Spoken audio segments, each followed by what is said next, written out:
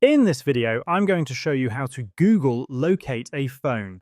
If you've lost your phone, you can use Google to track its location, provided that the same Google account is logged into that phone and another device, like your PC. Here's how to do it. Open your browser on your computer where you're signed in with the same Google account as your phone. Click on your profile icon in the upper right corner and select Manage your Google account.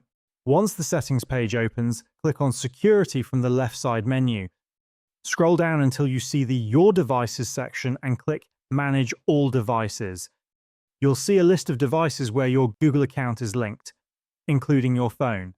Click on your phone information and select Find Device option. If your phone's location services are enabled, you'll see its exact location on the map. If you think your phone is somewhere nearby, click on Play Sound, and it will ring at full volume, even if it's on silent. If your phone is lost elsewhere, click on Secure Device. This will lock your phone, sign you out of your Google account, and remove any payment cards from Google Wallet. And that's how you can use Google to locate a phone.